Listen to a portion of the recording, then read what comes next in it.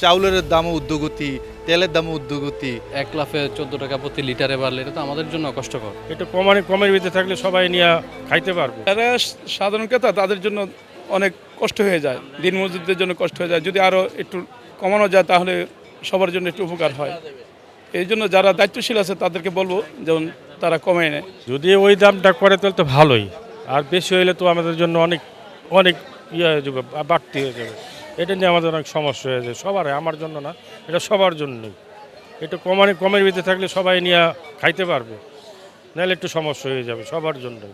দাম বাড়লে আমাদের সমস্যা, এটি আমাদের কেনাকাটা করতে সমস্যা, কামাই তো নাই। আসলে ক্রেতা হিসাবে আমরা তো সাধারণত নিম্ন আয়ের মানুষ, আমরা সাধারণ জীবনযাপন করি। আর বিশেষ করে হঠাৎ করে আপনার এক লাফে 14 টাকা প্রতি লিটারে বাড়লে এটা তো আমাদের জন্য কষ্টকর। এবং স্বাভাবিক নিয়মের মধ্যে যদি বাড়ে, সামান্য করে 1 টাকা 2 টাকা করে বাড়লে তখন গায়ে বাজে না। আমরা মোটামুটিভাবে বাড়লে তো সবারই কষ্ট, তারপরেও মানায় নিতে পারি যে না অল্প করে বাড়তেছে। কিন্তু হঠাৎ করে অনেক বেশি বাড়লে শুধু আমি না, আমাদের লেভেলে যারা আছে সবারই একটা কষ্টকর হয়ে যায়। আমরা চাই যে সবসময় বাজারটা, দ্রব্যমূল্যটা যাতে নিয়ন্ত্রণে থাকে, সবারই সাধ্যের মধ্যে থাকে।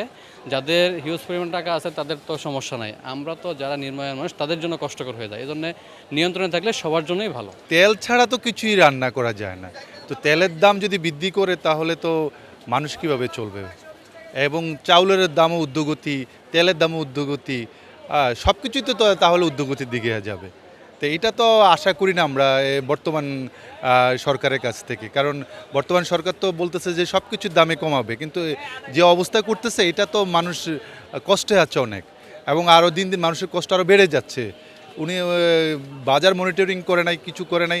এখন এসে দেখুক বাজারের কি অবস্থা, বাজার অবস্থা যথেষ্ট খারাপ, এবং দিন দিন দ্রব্যমূল্যের দাম বৃদ্ধি পেতেই যাচ্ছে। চাউলের দাম নাগালের বাইরে গরিব মানুষের, সাধারণ মানুষের, এবং আজকে তেলের দাম বৃদ্ধি করলো। সব কিছু মিলে আসলে মানুষ ভালো নেই। তাহলে এই যে অনুমোদনটা যে দিয়েছে, এটা থেকে আসলে তাদেরকে বের হয়ে আসা উচিত। অবশ্যই, কারণ আন্তর্জাতিক বাণিজ্যের ক্ষেত্রে কিন্তু তেলের দাম কিন্তু অত বৃদ্ধি হয় নাই। তো সেক্ষেত্রে বাণিজ্যমন্ত্রী কীভাবে বা বর্তমান গভর্নমেন্ট কীভাবে সিদ্ধান্ত নিল যে তেলের দাম একসাথে 14 টাকা বাড়িয়ে দেবে?